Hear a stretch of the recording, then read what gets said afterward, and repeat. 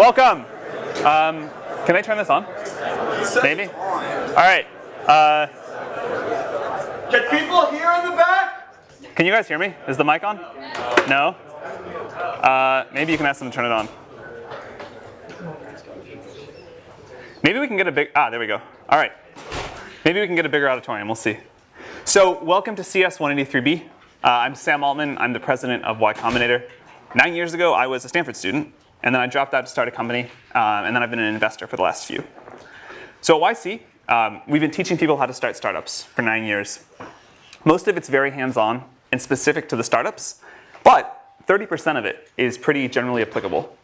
And so we think that we can teach that 30% in this class. And even though that's only 30% of the way there, hopefully it'll still be really helpful. We've taught a lot of this at YC already, but it's all been off the record. And this is the first time that a lot of what we teach in YC is going to be on the record. So we've invited some of our best speakers to come and give the same talks they give at YC. We've now funded 720 companies. And so we're pretty sure that a lot of this advice is pretty good. We can't fund every startup yet, but we can hopefully make this advice very generally available. Guest speakers are going to teach 17 of the 20 classes. I'm only teaching 3. Counting YC itself, every guest speaker has been involved in the creation of a $1 billion+ company. So the advice shouldn't be that theoretical. It's all from people who have done it. All of the advice in this class is geared towards people starting a business where the goal is hypergrowth and eventually building a very large company. Much of it doesn't apply in other cases, and I want to warn people up front that if you try and do these things in a lot of big companies or non-startups, it won't work. It should still be interesting. I really do think that startups are the way of the future, and it's worth trying to understand them. But startups are very different than normal companies. So over the course of today and Thursday, I'm going to try to give an overview of the 4 areas that you need to excel at in order to maximize your chances of success at a startup. And then throughout the course, the guest speakers are going to drill into all of these in more detail. So the 4 areas. You need a great idea, a great product, a great team, and great execution. These overlap somewhat, but I'm going to have to talk about them somewhat individually to make it make sense. You may still fail. The outcome is something like idea times product times execution times team times luck, where luck is a random number between 0 and 10,000, literally that much. But if you do really well in the 4 areas you can control, you have a good chance at least some amount of success. One of the exciting things about startups is that they are surprisingly even playing field. Young and inexperienced, you can do this. Old and very experienced, you can do this too. And one of the things that I particularly like about startups is that some of the things that are bad in other work situations, like being poor and unknown, are actually huge assets when it comes to starting a startup. Before we jump in on the how, I want to talk about why you should start a startup. I'm somewhat hesitant to be doing this class at all, because you should never start a startup just for the sake of doing so. There are much easier ways to get rich, and everyone who starts a startup always says, that they couldn't have imagined how hard and painful it was going to be. You should only start a startup if you feel compelled by a particular problem, and that you think starting a company is the best way to solve it. The specific passion should come first, and the startup second. In fact, all of the big successes we have at YC followed this. So for the second half of today's lecture, Dustin Moskovitz, the co-founder of Facebook and Asana, is going to take over and talk about why to start a startup. We were so surprised by the amount of attention that this class got that we wanted to make sure we spend a lot of time on the why. Okay, so the first of the 4 areas, a great idea. It's become popular in recent years to say that the idea doesn't matter.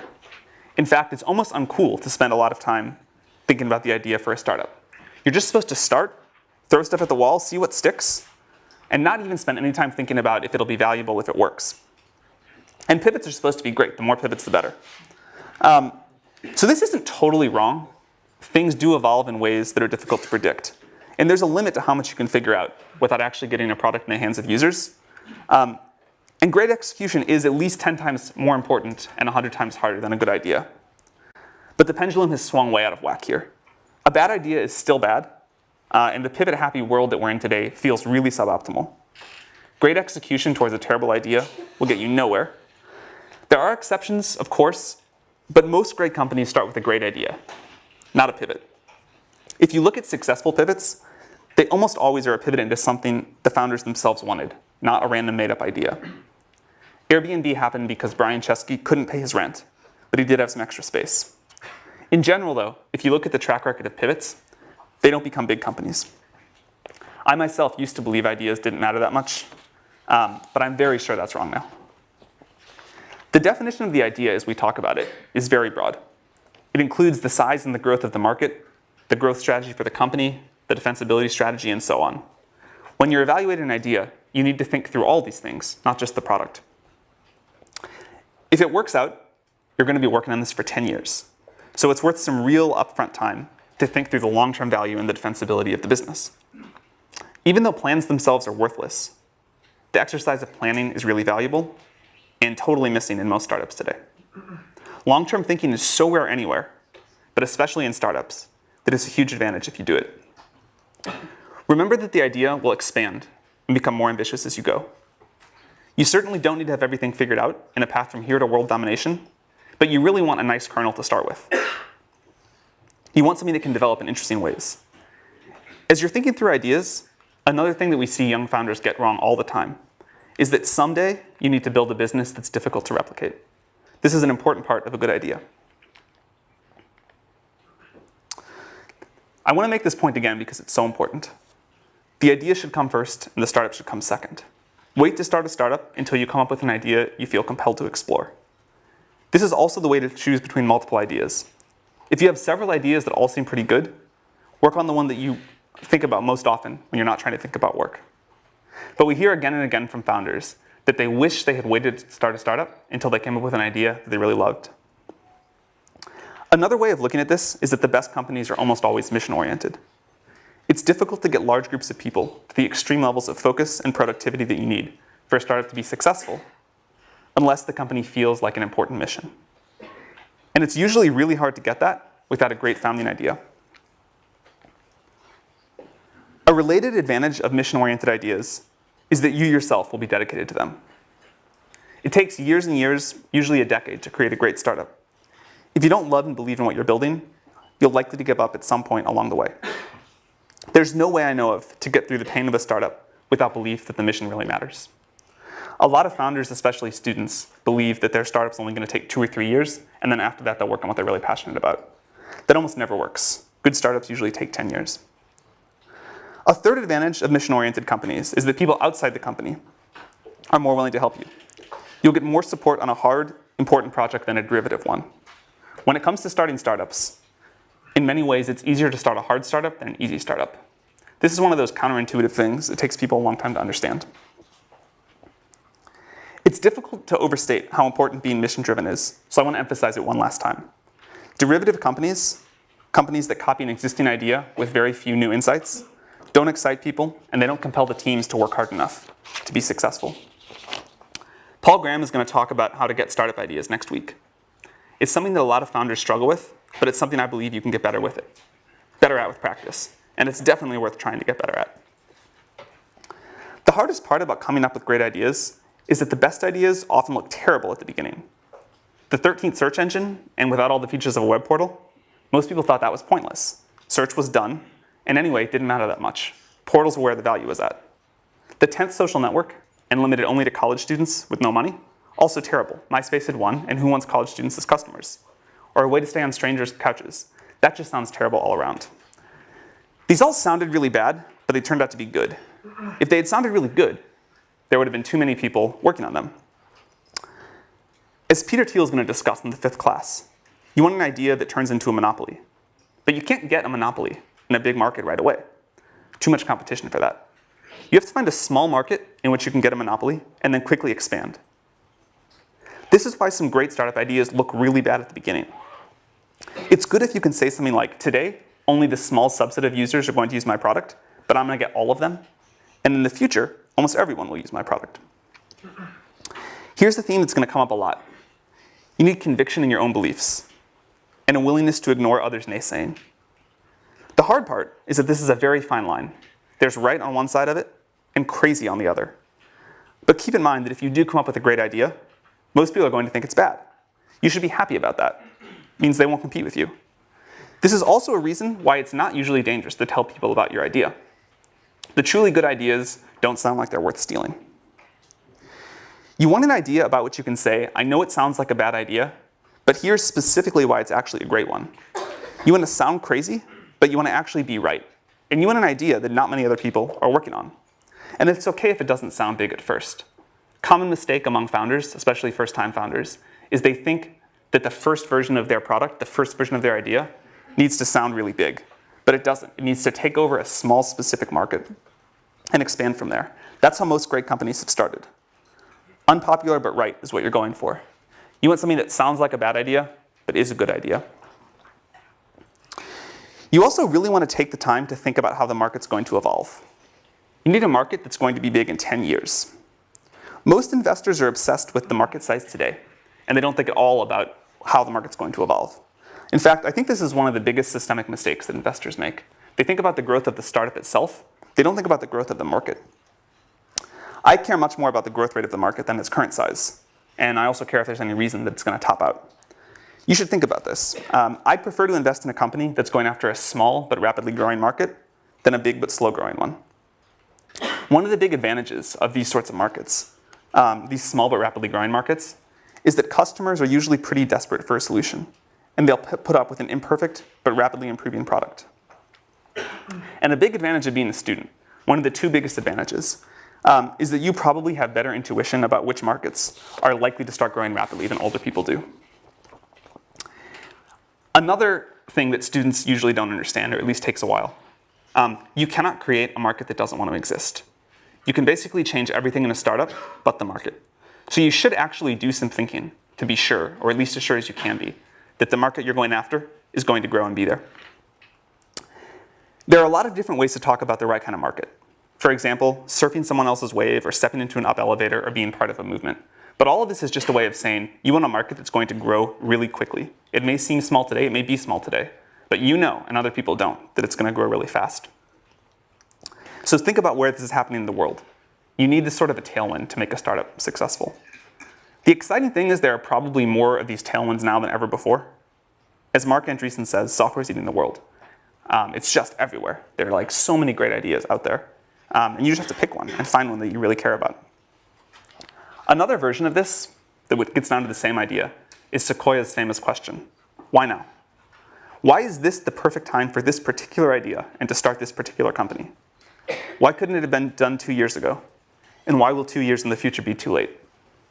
For the most successful startups we've been involved with, they've all had a great idea, great answer to this question. And if you don't, you should be at least somewhat suspicious about it. In general, it's best if you're building something that you yourself need. You'll understand it much better than if you have to understand it by talking to a customer to build the very first version. If you don't need it yourself, and you're building something that someone else needs, realize that you're at a big disadvantage and get very, very close to your customers. Try to work in their office if you can, and if not, talk to them multiple times a day. Another somewhat counterintuitive thing about good startup ideas is that they're almost always very easy to explain and very easy to understand. If it takes more than a sentence to explain what you're doing, it's almost always a sign that it's too complicated. It should be a clearly articulated vision with a small number of words.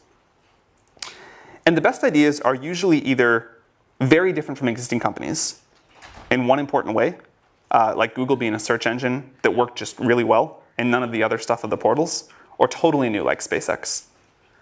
Any company that's a clone of something else that already exists with some small or made up differentiator, like we're going to be X beautiful design, or we're going to be Y for people that like red wine instead, that usually fails.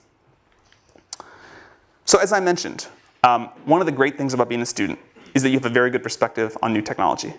And learning to get good at having new ideas takes a while. So start working on that right now. That's one thing we hear from people all the time, that they wish they had done more of when they were a student. The other is meeting potential co-founders. You have no idea how good of an environment you're in right now for meeting people that you can start a company with down the road. And the one thing that we always tell college students is more important than starting any particular startup is getting to know a lot of potential co-founders. So I want to finish this section of my talk with a quote from 50 Cent. This is from when he was asked about vitamin water. I won't read it, it's up there. But it's about the importance of thinking about what customers want and thinking about the demands of the market. Most people don't do this. Most students especially don't do this. If you can just do this one thing, if you can just learn to think about the market first, you will have a big leg up on most people starting startups. And this is probably the thing that we see wrong with Y Combinator apps most frequently is that people have not thought about the market first and what people want first. So for the next section, I'm going to talk about building a great product. And here again, I'm going to use a very broad definition of product. It includes customer support and copyright explaining the product. Anything involved in your customer's interaction with what you built from them. To build a really great company, you first have to turn a great idea into a great product. This is really hard, but it's crucially important, and fortunately, it's pretty fun. Although great products are always new to the world, and it's hard to give you advice about what to build, there are enough commonalities that we can give you a lot of advice about how to build it. One of the most important tasks for a founder is to make sure that the company builds a great product. Until you've built a great product, almost nothing else matters. When really successful startup founders tell the story of their early days, it's almost always sitting in front of the computer working on their product or talking to their customers. That's pretty much all the time. They do very little else. And you should be very skeptical if your time allocation is much different. Most other problems that founders are trying to solve, raising money, getting more press, hiring, business development, etc., these are significantly easier when you have a great product.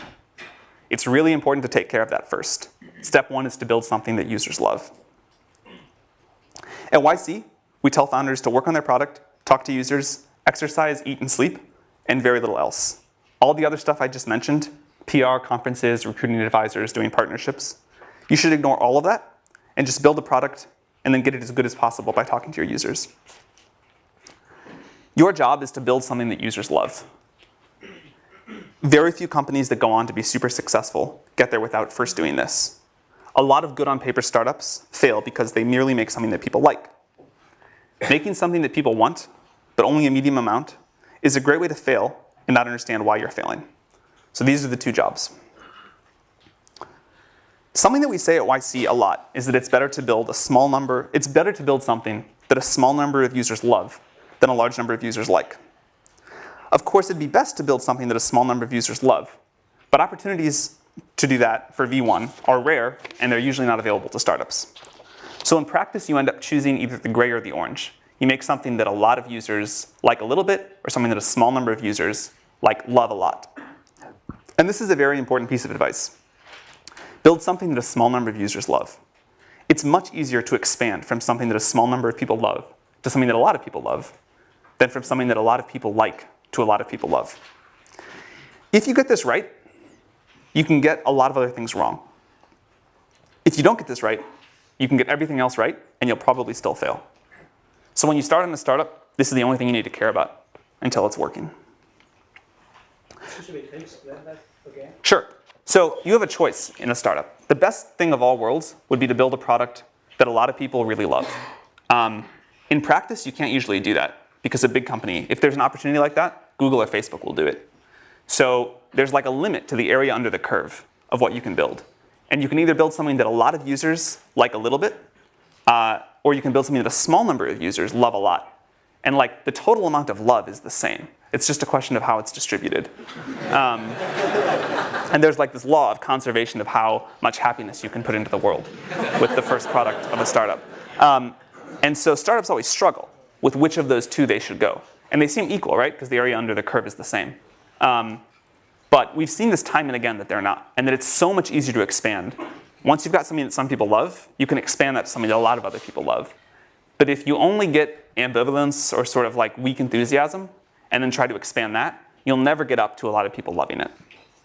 So the advice is find a small group of users and make them really love what you're doing. Does that make sense? All right.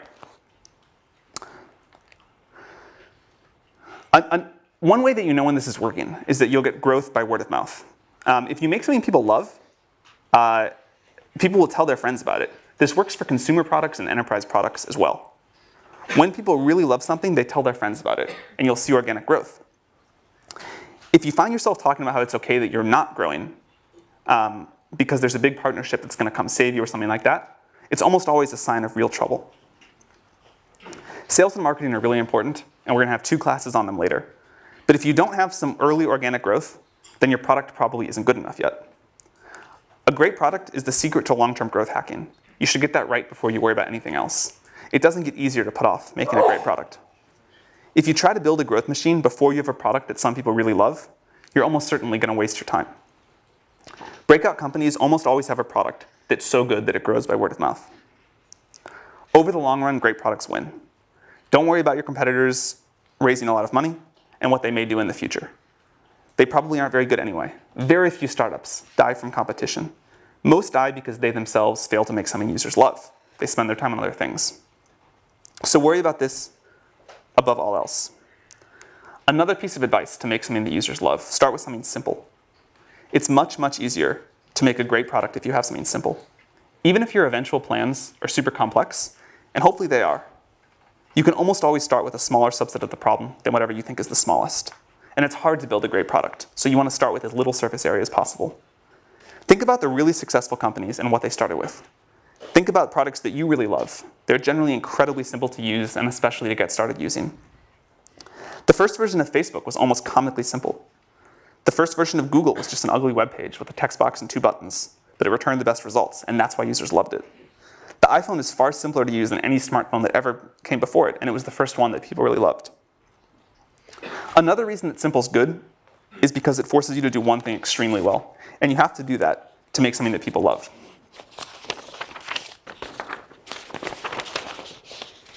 The word fanatical comes up again and again when you listen to successful founders talk about how they think about their product. Founders talk about being fanatical in the way they care about the quality of the small details, fanatical in getting the copy that they use to explain the product just right, and fanatical in the way they think about customer support. In fact, one thing that correlates with success among the YC companies is the founders that hook up PagerDuty to their ticketing system, so that even if a user emails in the middle of the night when the founders are asleep, they still get a response within an hour. Companies actually do this in the early days. These founders feel physical pain when the product sucks and they want to wake up and fix it. They don't ship crap, and if they do, they fix it very, very quickly. And it definitely takes some level of fanaticism to build a great product. You need some users to help with the feedback cycle, but the way to get those users is manually. You should go recruit them by hand. Don't do things like buy Google Ads in the early days to get initial users.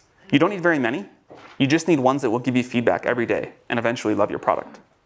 So instead of trying to get them on Google AdWords, just find a few people in the world that will be good users, recruit them by hand. Ben Silbermann, when everyone thought Pinterest was a joke, recruited the initial Pinterest users by chatting up strangers in coffee shops. He really did. He just walked around Palo Alto and said, will you please use my product? He also used to run around the Apple store in Palo Alto, and he would set all the browsers to the Pinterest homepage real quick before they caught him and kicked him out. So then when people walked in there, they're like, oh, what is this? This is an important example of doing things that don't scale. If you haven't read Paul Graham's essay on that topic, you definitely should. So get users manually, and remember that the goal is to get a small group of them to love you.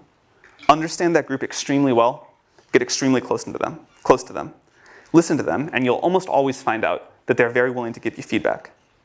Even if you're building the product for yourself, listen to outside users, and they'll tell you how to make a product they'll pay for. Do whatever you need to make them love you, make them know what you're doing, because they're also going to be the advocates that help you get your next users. You want to build an engine in the company that transforms feedback from users into product decisions. Then get it back in front of the users and repeat. Ask them what they like and what they don't like, and watch them use it. Ask them what they pay for. Ask them if they'd be really bummed if your company went away.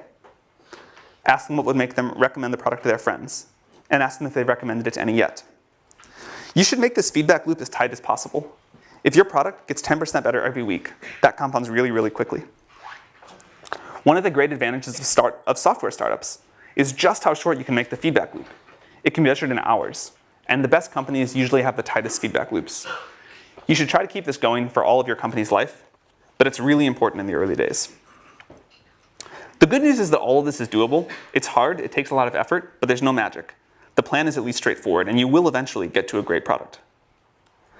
Great founders don't put anyone between themselves and their users. The founders of these companies do things like sales and customer support themselves in the early days. It's critical to get this loop embedded in the culture. In fact, a specific problem that we always see with Stanford startups for some reason is that the students try and hire sales and customer support people right away. And you've got to do this yourself. It's the only way. You really need to use metrics to keep yourself honest on this. It really is true that the company will build whatever the CEO decides to measure. If you're building an internet service, ignore things like total registrations. Don't talk about them. Don't let anyone in the company talk about them. And look at growth in active users, activity levels, cohort retention, revenue, net promoter scores, these things that matter. And then be brutally honest if they aren't going in the right direction. Startups live on growth. It's the indicator of a great product. So this about wraps up the overview on building a great product. I want to emphasize again that if you don't get this right, nothing else we talk about in the class will matter. You can basically ignore everything else that we talk about until this is working well. On the positive side, this is one of the most fun parts of building a startup. So I'm going to pause here. I'll pick back up with the rest of this on Thursday. And now we're going to have Dustin talk about why you should start a startup. Thank you for coming, Dustin. Sure. But yeah, so Sam asked me to talk about why you should start a startup. There's a bunch of reasons you might have. And there's a bunch of common reasons that people have that I hear all the time for why you might start a startup. It's important to know like what reason is yours, because some of them only make sense in certain contexts.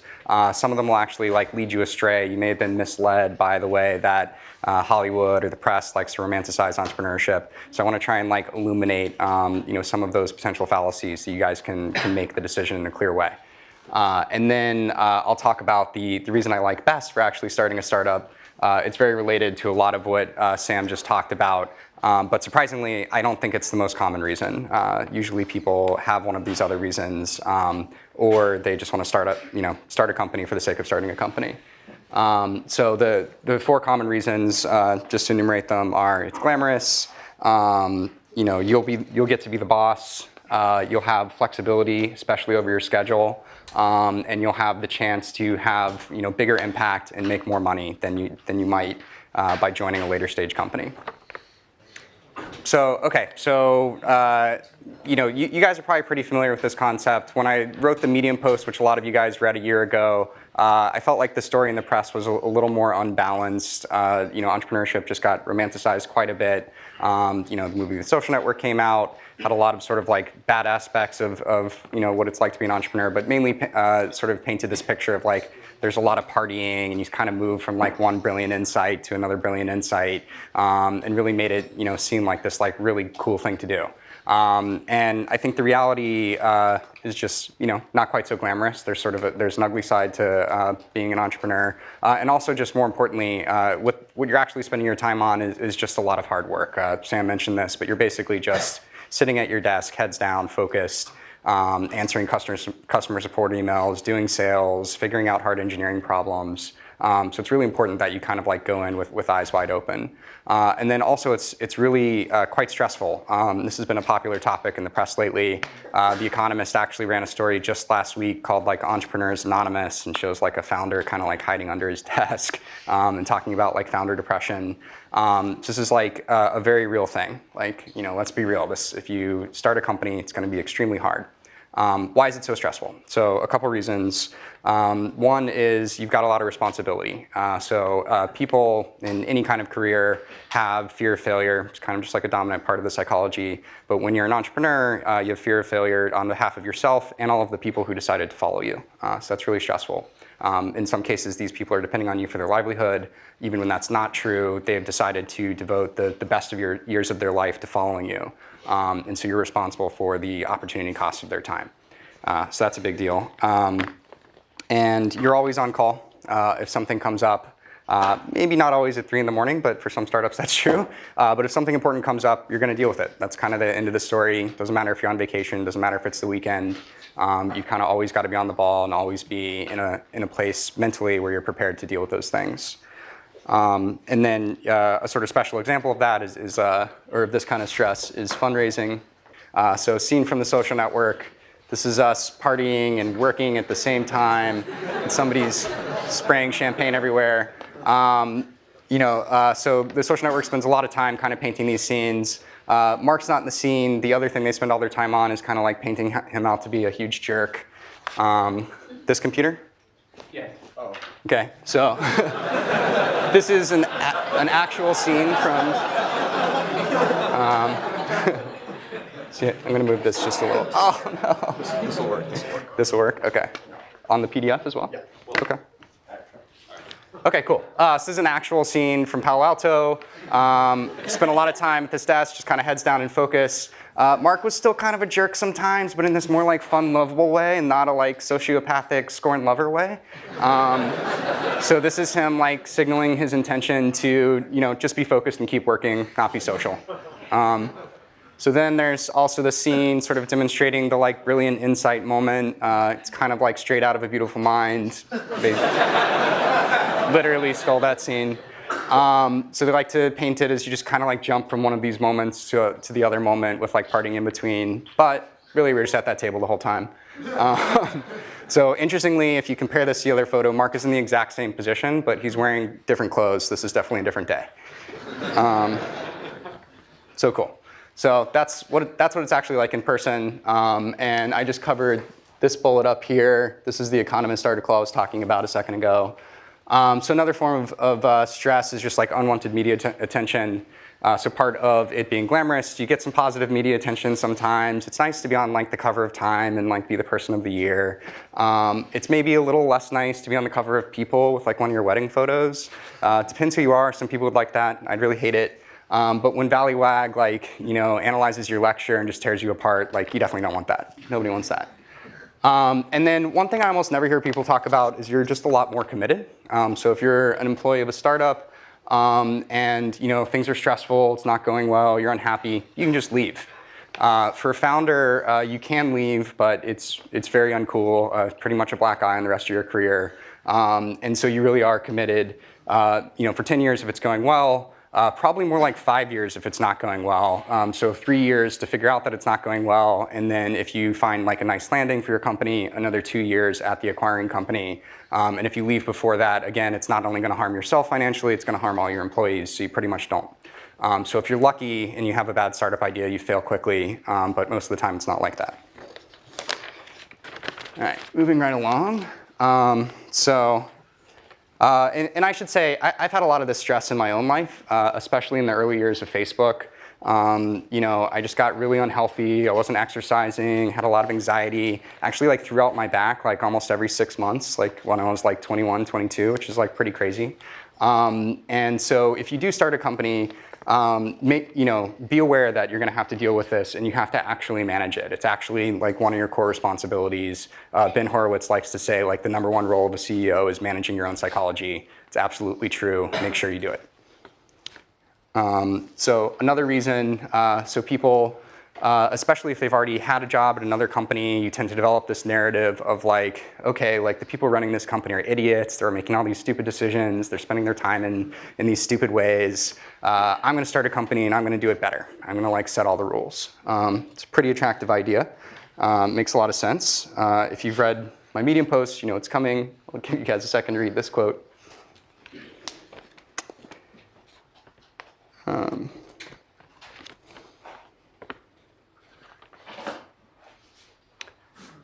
Cool. So this really resonates with me. And one thing I'd point out is, the reality of these decisions is pretty nuanced. The people you thought were idiots probably weren't idiots. They probably just had like a really difficult decision in front of them, and people pulling them in multiple directions. So the most common thing I have to spend my time on and focus my energy on as a CEO is like the problems that like other people are bringing to me, the other priorities that people create. And it's usually in the form of a conflict. People want to go in different directions, or like customers want different things. And like I might have my own opinion about that. But really the game I'm playing is like, who do I disappoint the least? And like just trying to like navigate all these difficult situations. And even on a day-to-day basis, I might come in on Monday and like have all these grand plans for like how I'm going to improve the company and what I'm going to spend my time on. But then if like an important employee is threatening to quit, that's what I'm spending my time on. That's my #1 priority. So a subset of you're the boss is you have flexibility. You have control over your own schedule. This is a really attractive idea. So here's the reality, another Phil Liven quote. So this really resonates with me as well. And some of the reasons for this, again, you're always on call. So maybe you don't intend to work all parts of the day, but you might not get to control which ones. You're a role model. This is super important. So if you're an employee of a company You might have some good weeks, you might have some bad weeks, some weeks when you're low energy, maybe you want to take a couple extra days off. That's really bad if you're an entrepreneur. Like your team will really signal off what you're bringing to the table. And so if you take your foot off the gas, so will they. You're always working anyway. So if you're really passionate about an idea, it's just going to like pull you to keep working on it. If you're working with great investors, if you're working with great partners, they're going to want to be working really hard. They're going to want you to be working really hard. And again, you're going to want to work really hard.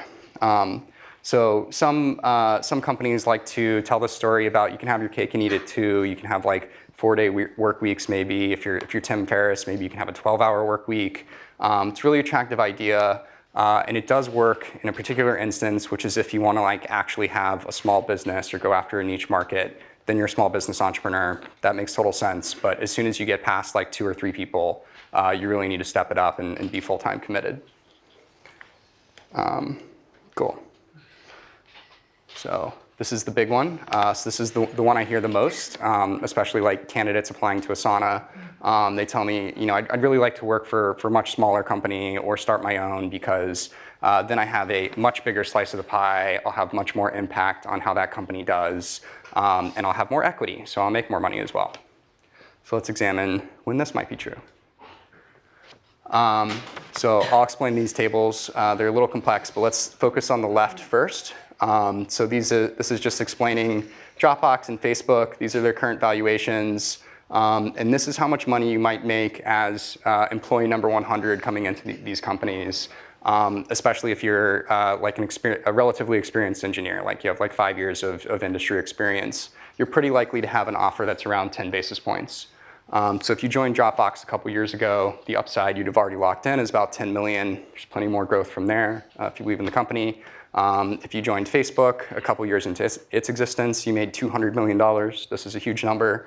And if you, even if you joined Facebook as employee number 1,000, so you joined it in like 2009, you still made $20 million. That's a giant number. And that's how you should be benchmarking when you're thinking about what might I make as an entrepreneur. So moving over to the table on the right, these are 2 theoretical companies you might start. So Uber for pet sitting, pretty good idea. If you're really well suited to this, you might have a really good shot at building a $100 million company. And then your share of that company is pretty likely to be about 10%. This certainly fluctuates. Some founders have a lot more than this, some have a lot less. But after multiple rounds of dilution, multiple rounds of option pool creation, you're pretty likely to end up about here. If you have more than this, I'd recommend Sam's post on like the equity split between founders and employees. You probably should be giving out more. So basically, if you're extremely confident about building this $100 million business, which is a big ask, it should go without saying that you should have a lot more confidence in Facebook in 2009 or Dropbox in 2014 than you might for a startup that doesn't even exist yet. Then this is worth doing. So if you have a $100 million idea and you're pretty confident you can execute it, I would consider that. If you think you're the right entrepreneur to build Uber for space travel, that's a really huge idea, $2 billion idea. You're actually going to have a pretty good return for that. You should definitely do that. This is also only the value after 4 years, and this idea probably has legs. So definitely go after that. If you're thinking of building that, you probably shouldn't even be in this class right now. You should just go and build that company.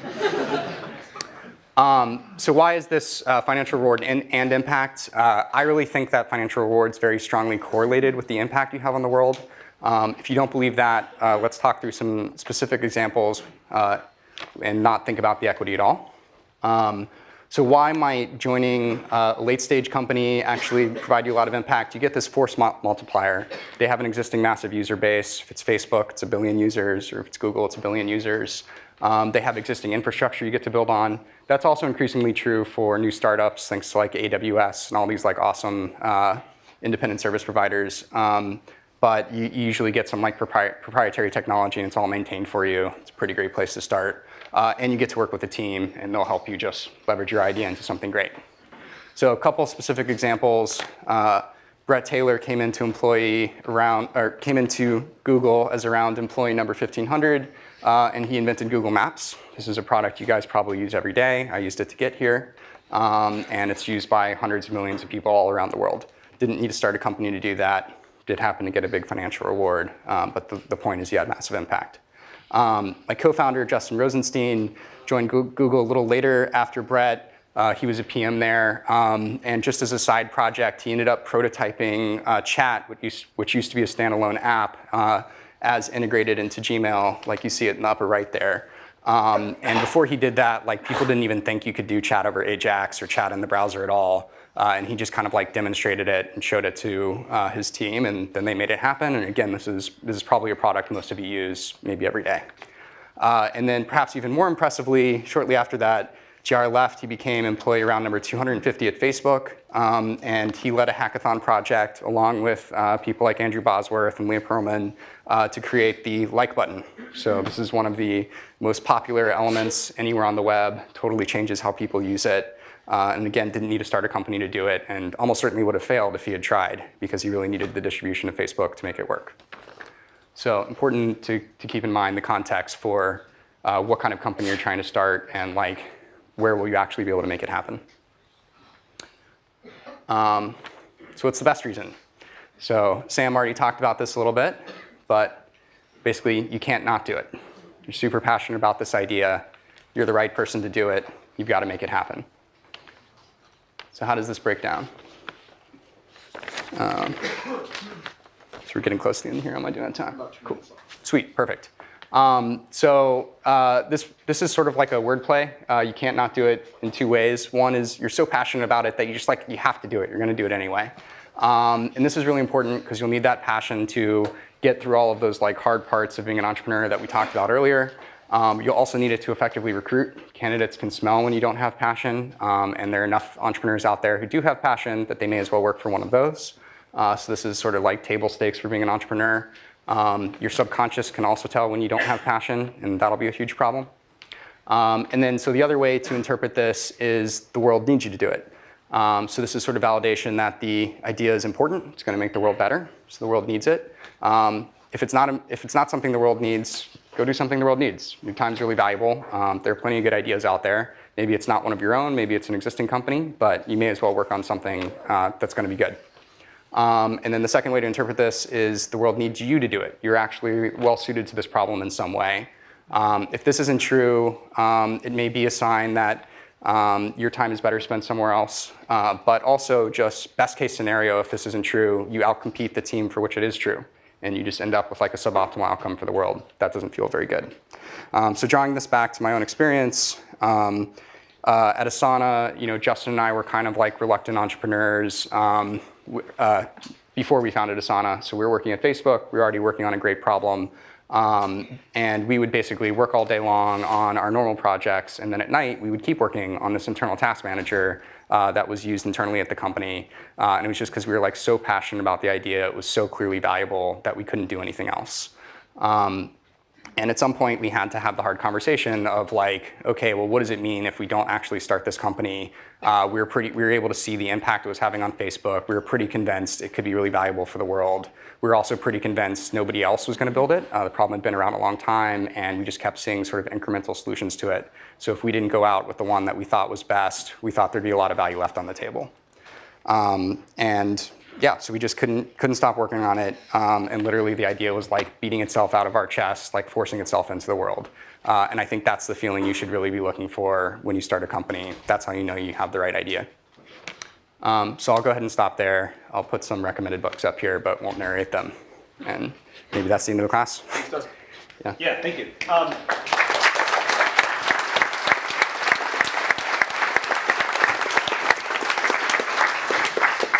Maybe Dustin can stick around for a few minutes if you have questions for him. And see you Thursday. Thank you.